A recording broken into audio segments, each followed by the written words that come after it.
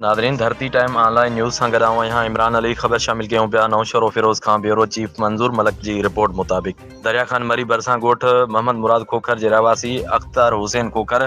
पंहिंजे पुट इसरार खोखर सां गॾु नेशनल प्रेस क्लब में कॉन्फ्रेंस कंदे चयो त मुंहिंजे पुट वकार खोखर खे सेंट्रल जेल सखर मां सेंट्रल जेल कराची वन निमाश चुरंगी मुंतकिल कयो आहे, जेका सरासर नाइंसाफ़ी आहे। हुननि चयो त असांखे शक आहे त असांजे नौजवान वकार खोखर खे सेंट्रल जेल कराची में टार्चर करे मारियो न वञे। जेकॾहिं वकार खोखर के जेल में कुछ बि थियो त उनजा ज़िम्मेवार जेल सुप्रीडेंट सखर, शहाबुद्दीन सिद्दीकी, फातिमा शहनाज अंसारी, आमना अंसारी ऐं कुछ सियासी माण्हू जेकी संदन साथारी आहिनि। अख़्तर खोखर वधीक चयो त मूं समेत 3 जवाबदारनि खे model trial court Shahnaz Ansari जो क़तुल केस समेत 13D 337 मां ॾोह साबित न थियण ते बाइज़त बरी करे छॾियो, जॾहिं त वकार खोखर खे पिणु 13D ऐं कलम 337 साबित न थी सघियो ऐं कोर्ट सगोरी वकार खोखर के क़तुल केस में शक जे बुनियाद ते 25 साल क़ैद ऐं 10 लख रुपया ॾंड जी सज़ा ॿुधाई आहे, जंहिं ख़िलाफ़ पिणु हाई कोर्ट में अपील दाख़िल कंदासीं।